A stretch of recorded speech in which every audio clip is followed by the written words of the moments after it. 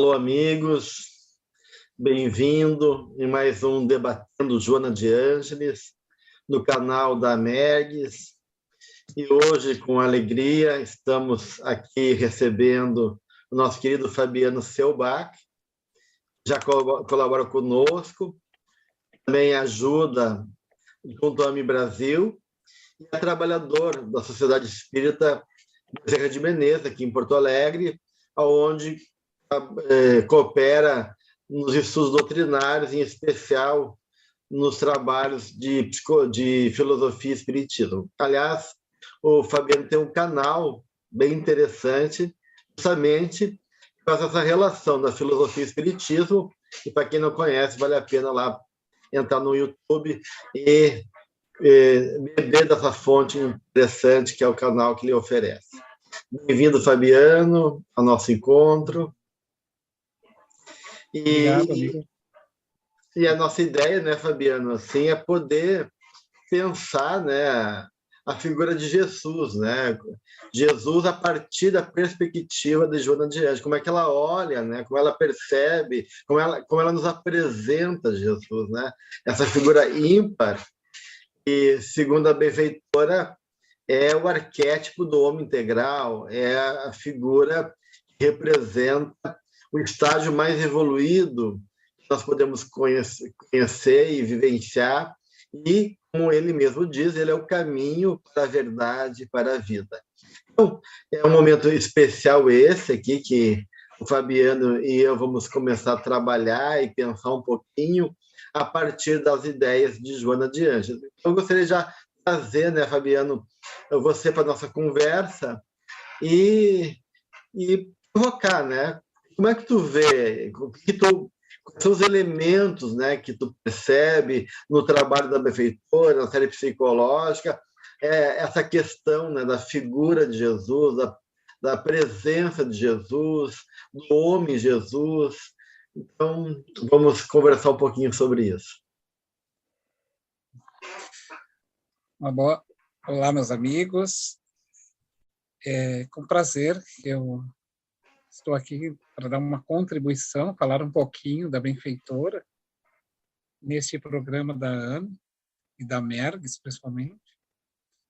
E eu gostaria de trazer para vocês um olhar que a gente vai pontuando, porque Joana, ela tem... Não se pode ler Joana rapidamente, né? A gente tem que ir parando ela.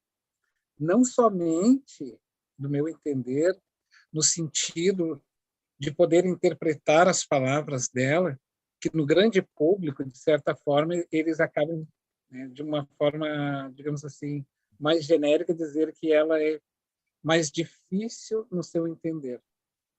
Então, mas também compreender a intenção da Joana. Não é só no sentido de entender o que ela diz no escrito, mas entender também a intenção. Eu acho que um desafio maior é perceber dentro de um campo de palavras, né, ou de frase, qual é a intenção dela. Só para a gente ter uma ideia, a Joana, ela vai trabalhar, por exemplo, Jesus em dois tempos ali. Ela coloca Jesus, o homem, e ela faz um traço, Jesus, homem, e também, em algum momento, ela vai colocar o homem, Jesus. E se nós olharmos isso muito rapidamente, a gente não vai perceber a intenção dela. E daí a gente não vai colher este suco da Joana, porque é aí que está o suco da interpretação. Para que a gente tenha uma ideia, Jesus, ele se faz humano, né, Gelson? Mas ele não é homem humano, ele não é do humano, ele não fez a sua escola na Terra. E é importante a gente saber disso. Ele esteve no humano, ele esteve conosco, mas ele não faz parte do nosso movimento de evolução. Ele veio agregar. Por exemplo, assim, quando nós vamos reencarnar no planeta, a gente vai colher da Terra, deste planeta, os elementos. André Luiz, inclusive, fala disso também, baseado no psiquismo, né, está lá no corpo mental. Ele vai sugerir isso, ele vai nos dizer isso, André Luiz, e a própria Joana, as necessidades dessa existência. Então, eu colho esses elementos e vou formar um organismo. Então, eu preciso, dessa forma, eu preciso entrar no corpo, né, e ter ali o meu carro para poder fazer a trilha da evolução. O aparelho psíquico também ele obedece esse ciclo. Então, Jesus, quando ele veio ao mundo, porque ele não reencarnou na Terra, ele, ao contrário, ele encarna na Terra, mas com uma finalidade. Então, ele é, de certa forma, um modelo, porque a gente precisa de um espelho, nós precisamos de um pareamento. Para tudo que eu for fazer, eu preciso ter algo que sirva de um ponto, de um modelo. Vocês imaginam, assim, Gelson, uma orquestra sinfônica sem um maestro? É complicado, entende? Imagina uma sala de aula sem o professor. Imagina uma empresa sem o gerente, sem o gestor. Não funciona, entende? Porque nós precisamos ter aquele espelho perfeito, vamos dizer assim, para que então eu caminhe naquela direção. Então, a importância de Jesus para Joana é exatamente mostrar que a psicologia transpessoal do futuro, e é isso que ela vai citar, ela vai mostrar que o papel de Jesus neste momento é o resgate deste, vamos dizer, desse modelo, para que eu possa encontrar o meu próprio ser. Porque senão eu sozinho nessa trilha, é uma orquestra sinfônica sem um maestro. Eu diria mais, né, Fabiano, porque realmente porque ela fala do arquétipo, né, de Jesus, né, porque ele realmente é o modelo, né, ele é o protótipo de vir a ser que todos nós carregamos enquanto potencialidade, né, de pegar essa dimensão. Jesus já chegou, né, para outros caminhos e que veio como governador da Terra em nome desse amor, né, a nós e ao Pai, trazer para a gente essa possibilidade. Mas ele não é só um modelo enquanto um padrão, né? Enquanto ele também representa esse psiquismo amoroso que nos envolve e sustenta o planeta, e sustenta todos os nossos corações. Então, é um modelo vivo de força que nos nutre também espiritualmente, né? Porque é que nem o sol, né? Eu falava assim, o que é uma orquestra e um regente? Eu vejo Jesus como um sol. Se não tivesse o sol no planeta, não teria vida no planeta. Se não tivesse Jesus na nossa vida, a nossa vida espiritual estaria muito mais regredida e, como tu falaste, né, caótica. Então esse sol não só ilumina, mas sustenta a nossa vida de uma certa maneira. Uhum. Então, por que nós temos, assim, geralmente, como no padrão humano, né? Aquele que está na ponta como modelo, mas poucas vezes ele tem vivência naquilo que os seus tutelados vão seguir, né? Ao contrário de Jesus. Ele se faz humano e vive junto do humano todas as problemáticas do mundo, mas ele vai ensinar na vivência diária, né? Vai percorrer os caminhos que nós percorremos, que nós vivemos, exatamente para nos mostrar que é possível transcender aquela sombra através de modelos. E o que ele faz? Ele, então, procura aquilo que é mais acessível à nossa linguagem e transforma essa vivência em pequenos contos de histórias, de metáforas, de parábolas, para que a gente possa pensar. E as parábolas de Jesus e as metáforas, a linguagem, e aí nós vamos ter em dois tempos também a linguagem falada e também a vivenciada. porque ele não vai contar somente a história, ele vai viver ela. Então, por quê? Porque nós precisamos ter aquela pessoa lá, né? A criança, ela está fazendo algo, mas ela olha para o pai para ver se o pai também está fazendo, porque ela é cobrativa. E nós somos assim, a gente precisa ver naquele que fala aquilo sendo feito. E Jesus faz isso, né? Só que, claro, né, Gelson, nós estamos dentro de uma esfera física. E ao longo dos milênios, aí a Joana vai falar nos textos dela, que se chama assim, processos antropos, sociopsicológicos. Nós passamos por uma linha de evolução em que, em determinado ponto, o poder pela descoberta, ele tornou a ser para nós algo assim muito forte. Então, a força para nós, o poder, ele passou a ser a força.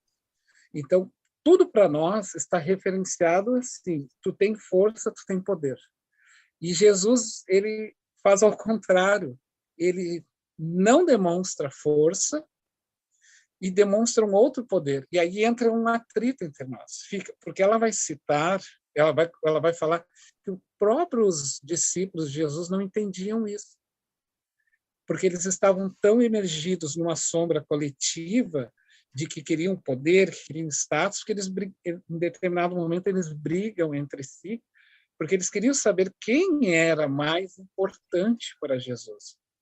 E Jesus, percebendo esta sombra que ali estava, em determinado momento vai passar uma criança, e ela diz, né, em seu livro, que Jesus toma do braço daquele menino, porque era um menino, e aí aponta, né, que aquele que quer ser o maior tem que ser o menor. Né? Igual a uma criança. Não no sentido de infância, da ingenuidade, digamos, do desconhecimento. Não é nessa infância que ele fala, nessa pureza. Ele fala da pureza dos sentimentos, da crença que está acima do corpo, né? Aquela crença da fé, por exemplo. O que um obsessor faz? Ele não crê em Deus, na justiça, ele crê na sua própria força de justiça. Então, o que é a força de justiça dele? É a vingança. E São Luís vai dizer, né, que é extremamente louvável que queiramos justiça, mas que a nossa justiça não seja uma vingança mascarada. Então, nós sempre mascaramos isso. E aí Jesus desmonta nesse sentido de que o maior recompensa não é que está aqui pelo poder do dominação, mas se encontra na justiça de Deus fora deste mundo. E aí ele vai viver isso para nós. Ele não vai revidar. Diante do sinédrio, ele se cala. É desafioso isso para nós, assim, porque eu não posso me defender diante de situações em que a verdade, por mais que tu te defenda, ela não funcione, o melhor é o silêncio. Por mais que ele dissesse ali, que ele quisesse se defender, a sentença já estava sendo feita. Então, neste caso, não tem o que fazer.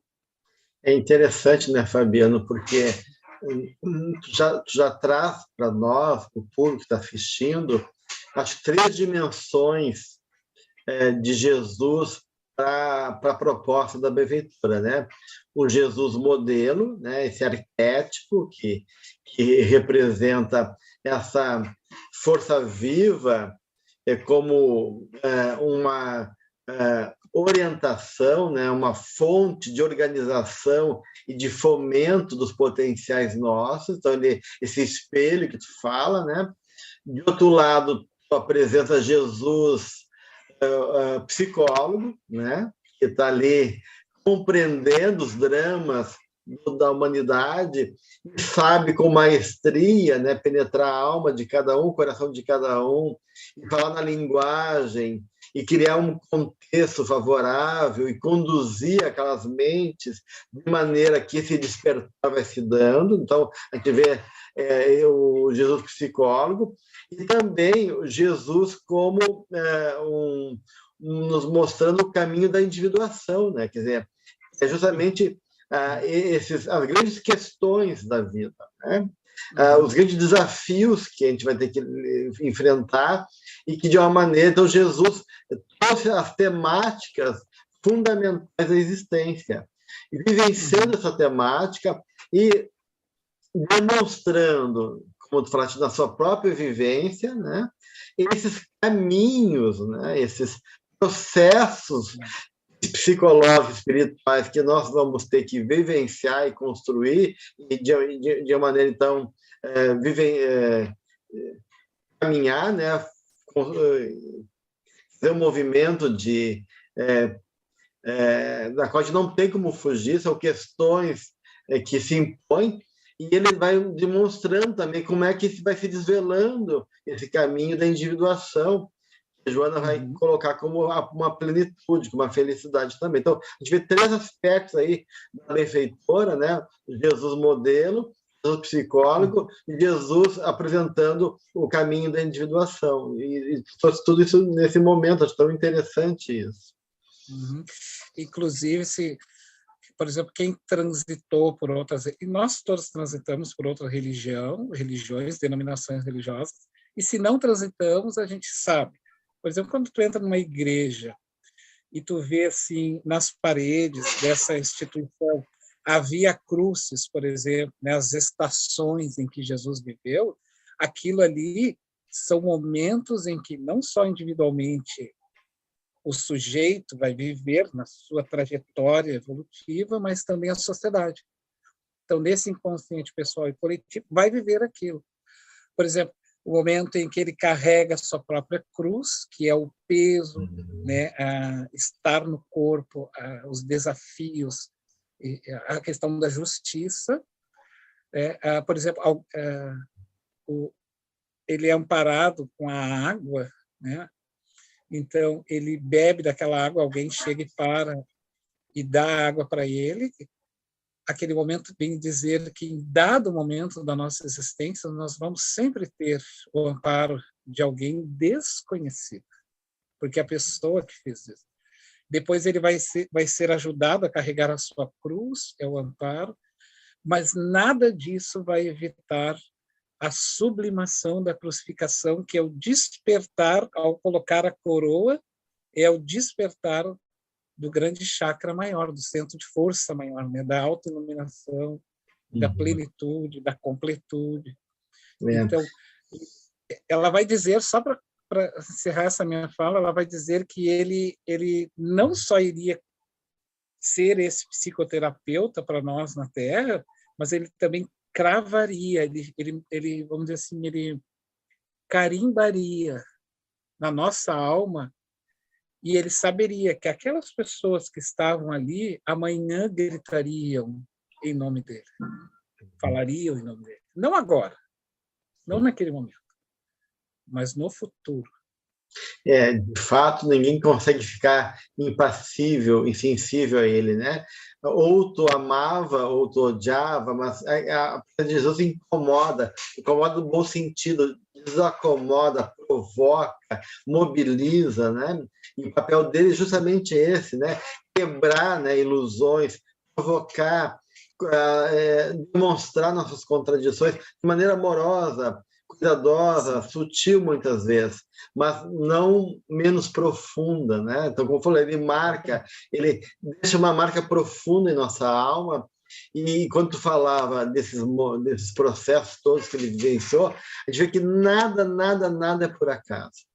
A vivência do Cristo, ela é pautada por uma sublimidade de mensagens e de ensinamentos extremamente refinados, né? A própria crucificação dele, né? Ou seja, de uma maneira, nós também vamos ter que estar suspenso pelos opostos e viver em algum momento, né, a nossa grande questão, né? E se entregar, suportar ao que a realidade da vida nos coloca. Então, tudo na vida de Cristo, né, na vida de Jesus, ela realmente fala de maneira profunda, fala de maneira plena, ampla e toca em níveis bastante fundamentais, essenciais da nossa caminhada evolutiva.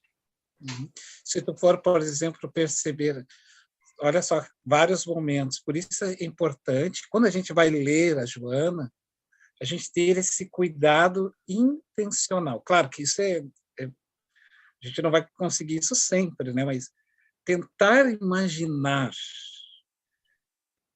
tentar perceber por que ela fala aquilo, com qual intenção ela fala aquilo. Por exemplo, assim, se tu pegar na palavra, né, o homem Jesus, ou Jesus homem, então o homem Jesus é o ser pleno.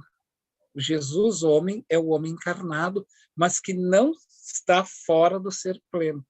Uma das questões importantes que a gente tem que ter um cuidado é que Jesus, ele encarna no mundo, mas ele não tem as necessidades psicológicas do mundo. Ele tem as necessidades biológicas, obviamente. Ele tem sede, ele tem fome, porque ele precisa viver isso, ele é o modelo. Então, ele tem que nos ensinar a respeito. Mas nós não podemos confundir, Jesus, ele tinha necessidade porque ele também era humano. Não, Jesus não era humano. Primeiro que ele nem fez a caminhada dele na Terra, então ele não é humano. Esse é um cuidado que nós temos que ter de não humanizar Jesus no seu sentido emocional, com necessidades. Sabe por quê? Porque daí o seu evangelho torna questionável, porque afinal ele é humano, então o humano é questionável, o humano está sujeito a erro. E Jesus não estava errando. Jesus ele era tão lúcido daquilo que ele fazia e fez, que ele, ao mesmo tempo, como eu havia citado, ele explicava, falava através de um conto, de uma parábola, de uma metáfora, de um olhar, tudo em Cristo era um ensinamento. E também, logo adiante, ele vivenciava sabendo que aquela vivência reforçaria aquela fala. Um exemplo claro é quando Maria, né, a ex-meretriz, cai no chão, e Jesus sabia, ele sabia, que boa parte daqueles homens eram clientes dela. Ele sabia. Por isso ele diz, atirai a primeira pedra quem está isento deste erro. E os mais velhos saíram porque eram os seus próprios clientes. Mas por que Jesus não denunciou eles ali? Porque é um ato de hipocrisia, nós vamos saber disso. Por que Jesus não denunciou eles? Mas por que Jesus iria denunciar se ele havia falado, amai os vossos inimigos? Então, se aqueles homens eram inimigos dele, ele precisava agora o quê? Porque para Jesus, quanto mais doente, mais necessitado. Eles eram mais doentes do que ela. Então, jamais ele iria expor eles ali. A compaixão e o olhar profundo de Jesus era tão grandioso, ele olha apenas para eles no seu particular, na sua intimidade, e ele fala, atira tu a primeira pedra. E eles entenderam, eles se afastaram porque eles perceberam isso em Jesus, e aquilo é muito marcante para aquele espírito que se afastou, marcou nele isso, para que ele entendeu no seu íntimo, nossa, ele poderia ter me denunciado aqui, e não fez. E a gente vê assim que com isso ele está revolucionando todas as noções, né? Até a noção de justiça. Então, nesse gesto dele, uma complexidade de valores e ensinamento que revoluciona a noção de justiça, né? O que é justiça? O que é o direito? Né? Então, ele acaba questionando e virando de cabeça para baixo a lógica dos homens da época, né? E trazendo uma outra lógica, sem agredir, né? Mas ele vai realmente mudando o cenário do planeta, e todas as questões que representam as grandes questões da humanidade, que são do direito, da justiça, as questões que envolvem a sociedade, as estruturas sociais, assim por diante, tudo isso, de uma certa maneira, vai ganhando um outro cenário com a proposta do Cristo, né? E é interessante também essa questão da humanidade, eu fiquei pensando, E, claro, essa humanidade relativa, né, que é a nossa humanidade enquanto uma consciência ainda em construção, ainda limitada, né, da qual Jesus transcende, né, ele já é, né, esse espírito puro, ele já é esse espírito realizado na sua perfeição, e vem aqui, então, se doar para nós. Realmente, essa faceta do humano, ele já transcendeu há muito tempo, né? E não tem essa caminhada terrena, como tu falaste.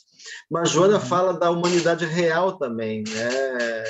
Em determinado momento da obra dela, então ela fala que existe essa humanidade relativa, mas a humanidade real, que é justamente essa condição dessa consciência que desperta enquanto homem e se realiza na sua essência divina. E aí tem essa humanidade real, que é não a dimensão nossa dessa humanidade relativa, mas do espírito enquanto potencial que transcende as formas físicas, planetárias, e que representa os valores espirituais que vão sendo conquistados nessa fase evolutiva que a gente está entrando, né? Porque, no fundo, a grande maioria da humanidade vive muito mais no nível da irracionalidade, da animalidade, do que da humanidade, né? Então, a humanidade recém está sendo construída, né, até um dia de começar a chegar numa racionalidade mais nobre, através também dos sentimentos elevados, e para conquistar aí a angelitude. Então, de uma certa maneira, a própria humanidade para nós é um desafio nesse momento, né? E Jesus vem nos trazer, então, não esse humano, demasiado humano, como Nietzsche nos coloca, mas esse humano enquanto a potência divina que também se realiza nessa fase humana, na qual Jesus vem demonstrar para a gente, né? Tu sabe, por exemplo, quando Sócrates ele vai falar assim, ó, que eu sei que eu nada sei, ele não se referia a Gelson, que ele não sabia, entende? Ele estava se referindo que diante do espetáculo do movimento, do conhecimento, do universo, do cosmos, do que está fora, da grandeza, porque ele conseguia vislumbrar através da sua capacidade, ele percebia que ele era tão pequeno que o conhecimento dele acabava se tornando pouco. Por isso ele dizia que nada sabia, mas nada sabia referente ao que tinha pela frente. Mas ele sabia. O fato de ele perceber isso demonstrava que ele sabia. Mas ele era um espírito gigantesco, né, Sócrates? Então, ele percebendo essa questão, ele vai dizer para os outros: eu sei que nada sei. Mas ele dá o valor para o que está naquele momento. E é o que Jesus faz. Jesus ele transcende, ele vai ao universo, nos leva junto, mas nos traz de volta, nos mostrando que nas relações e da simplicidade, mesmo que tu tenha todo o universo, é possível no meio onde tu te encontra. Porque nós não damos valor, muitas vezes, para o pequeno. E Jesus deu, por isso ele esteve conosco. Então, essa medida, muitas vezes a gente diz assim, né? Mas eu sou uma poeira cósmica. Bom, uma poeira cósmica é alguma coisa. Então, às vezes, a gente tem essa fuga psicológica de não nos respeitar no ponto em que nós estamos. Claro que, olhando entre nós e Jesus, existe sim uma caminhada evolutiva gigantesca. Mas não importa. O importante é que nós estamos juntos, porque no grau em que eu me encontro, ele também esteve. E ele, respeitando isso, ele veio até esse grau que um dia ele esteve e nos ensina a nos libertar. Por isso, a psicologia vai colocar Jesus, e a psicologia da Joana, ela vem colocar ele nesse patamar, exatamente para nos dizer que no ponto que tu está, no grau que tu te encontra, tu é importante, né? No meio em que tu te... Agora, a gente vive ainda nessa disputa, ela vai dizer, né? Ela faz uma analogia entre sucesso e fracasso. É muito lindo de tu perceber isso, porque ela vai dizer que, na visão humana, o sucesso é o ter, é o holofote, é o aplauso, é a resposta imediatista, é a aceitação social, é os grandes flashes, né, da ilusão, e que, para este mesmo humano, fracasso é não ter nada disso. Né? E aí, por isso, nós vamos nos espelhar em modelos artísticos e outros assim. Aí ela vai dizer que estes modelos adotaram uma postura de deuses e, portanto, na verdade, eles tinham os pés de barros. Essa é uma fala dela, né? Que é o primeiro toque da água se desmancha todo. Quando, na verdade, ao contrário, ela vai dizer que a visão transpessoal de sucesso e fracasso está íncita no próprio ser e não no seu exterior. Portanto, sucesso é quando há um domínio do próprio ego, no sentido conquistas, né, que a gente vai realizando exatamente. espiritualmente.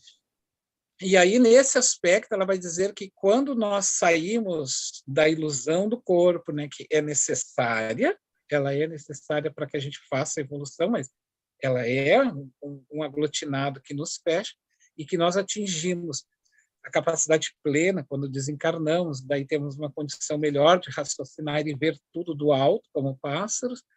Ela vai dizer que nós vamos ver o que é realmente sucesso e fracasso. Sucesso era realmente o autoencontro que cada pessoa fez. E fracasso era a fuga disso, quando nós valorizamos as coisas efêmeras do mundo. E a gente vai migrando de um ponto ao outro e não vamos nos dando conta.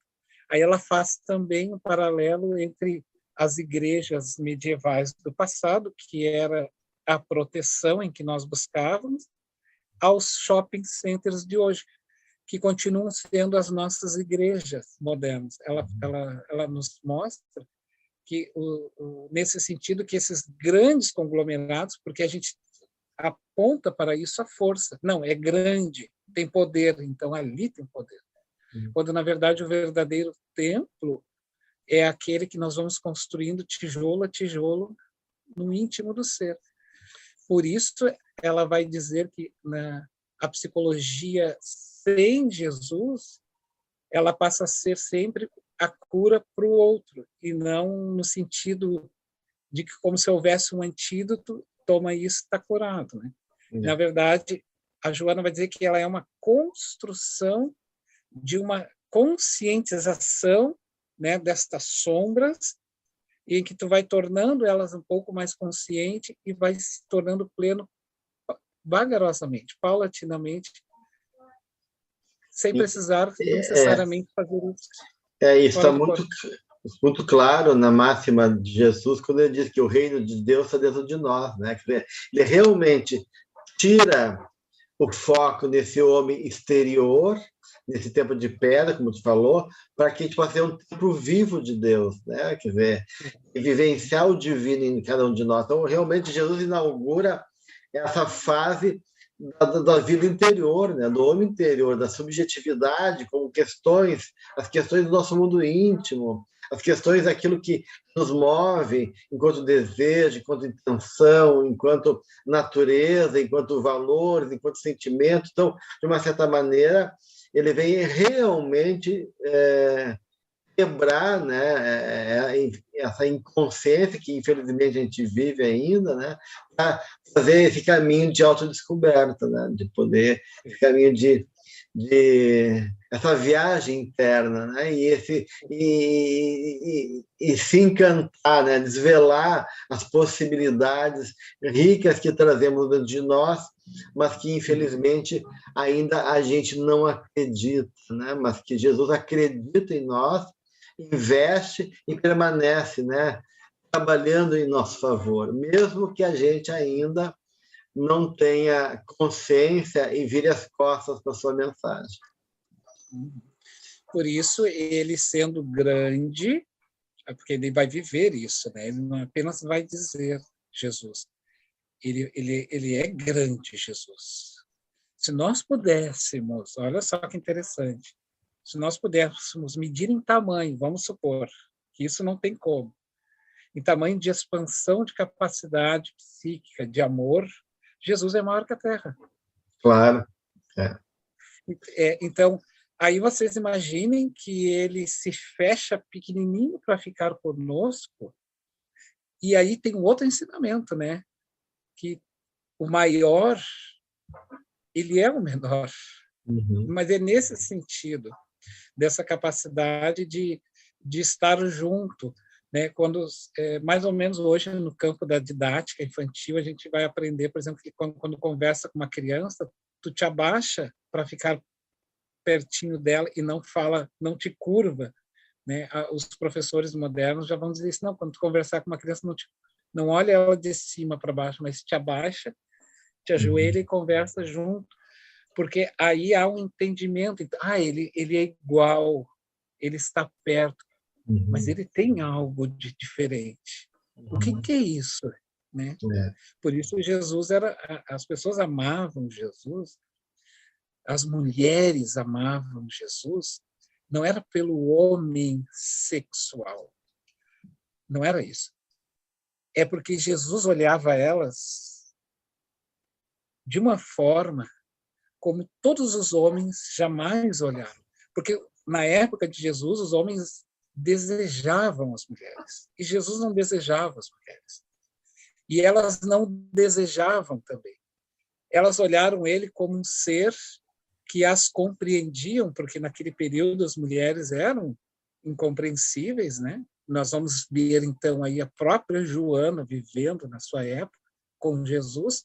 Você percebe que a Joana, ela se apaixona por Jesus, mas é o homem libertador. Sim. O homem que olhou ela e não olhou o seu corpo, olhou a sua alma. Porque, Gelson, Jesus não olhava o corpo fenomênico, ele olhava a essência, ele dialogava com a alma, ele percebia o ser, e Jesus não julgava, ele percebia a intenção. Por isso, ele sabia que muitas vezes os equívocos dependiam da situação, né? Claro, do contexto, né? E é uma questão importante isso que estou trazendo, né, Fabiana, porque realmente é o resgate da dignidade, né, do ser humano, né, de um lugar, né, de existência, né, de valor. Então, Jesus realmente, nesse olhar, nessa compreensão, nesse cuidado, né, ele realmente te renascia, né, até um ser humano digno, que é amado por mim e merece, né? Merece o respeito. Jesus realmente ele tinha com todos, não só com as mulheres, mas com as mulheres se torna realmente central, porque elas realmente eram como as crianças, né? Consideradas, desvalorizadas pela sociedade. Né? Então, esse povo todo, né? Desmerecido, ele encontrou em Jesus esse valor não é o valor da sociedade injusta e hipócrita, mas o valor realmente da dignidade da alma humana, né? Então isso é bem importante. Exato. Sabe que quando ele, logo depois que é crucificado, ele aparece primeiramente para Maria, né? Maria de Magdala. Então, imagine, ela era uma mulher, era uma ex-meretriz, então ela tinha todas as negativas de uma época para não ser creditada, vamos dizer assim. E o Tomé, que era um homem bem mais, digamos assim, duvidoso, quando ele questiona ela, para ti, ele apareceu, né? Por que não para Pedro? Você, né?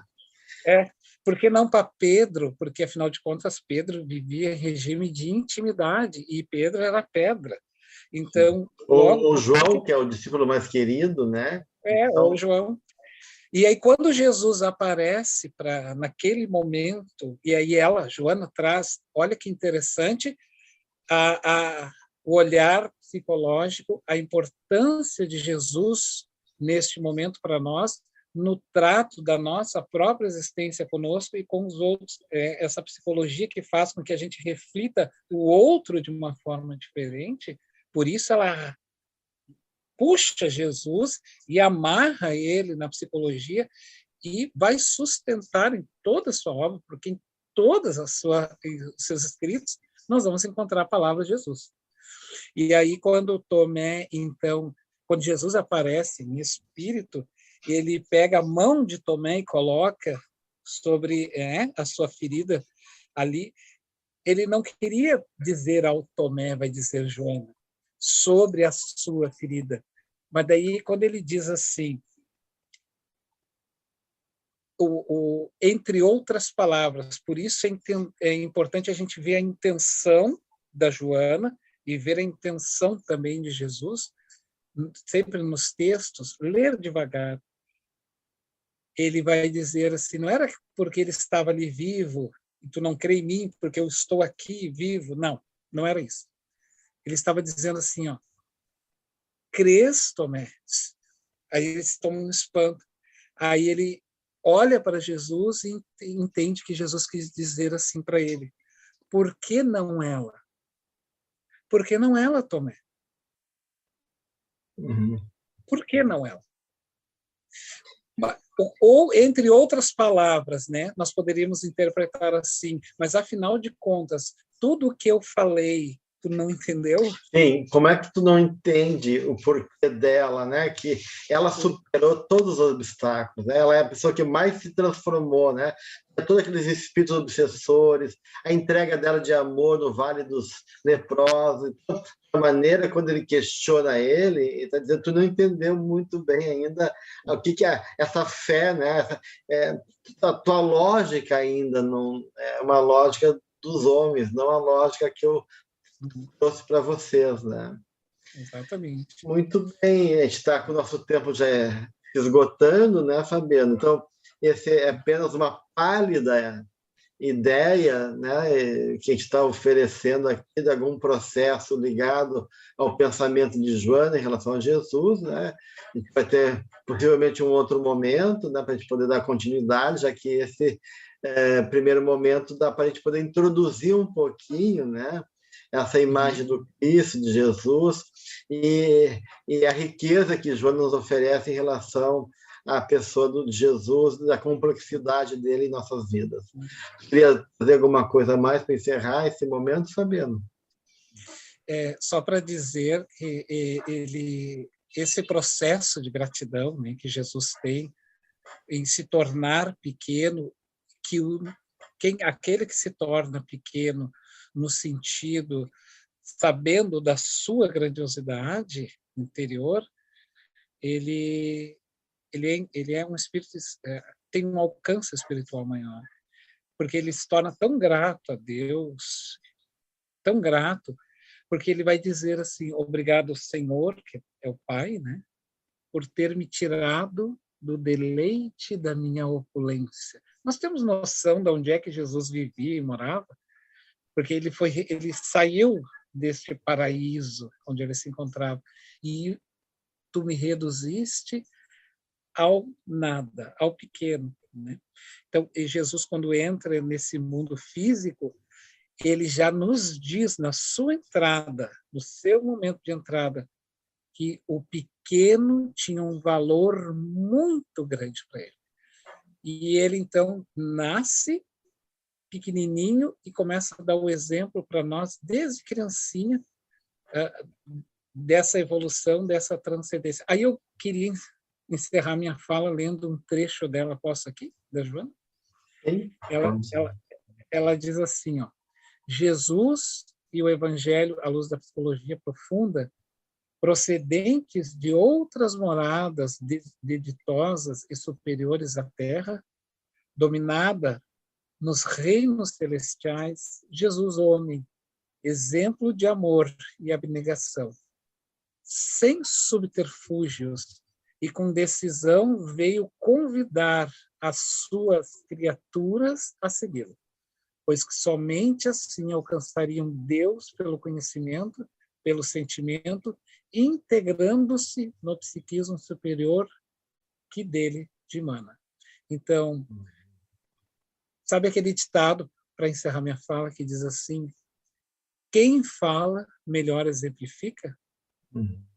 É bonita, né, essa descrição de Joana, né, essa citação que tu fala, né, dessa figura, né, tão que a gente não consegue dimensionar, né? Nós somos ainda muito pequenininho para dimensionar, mas como ele nasce na manjerona, se fez pequeno e de uma certa maneira, né, Fabiano, né?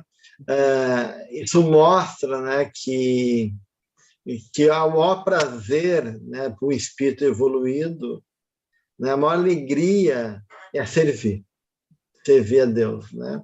E Jesus, então, foi esse médium de Deus, como o Evitano nos coloca, levou 1000 anos se preparando, reduzindo, né, sua condição para poder conseguir estar entre a gente, né, e que a gente possa reconhecer esse esforço maravilhoso, né, e poder beber na fonte lá da proposta de Joana esses elementos tão preciosos em relação à figura dele.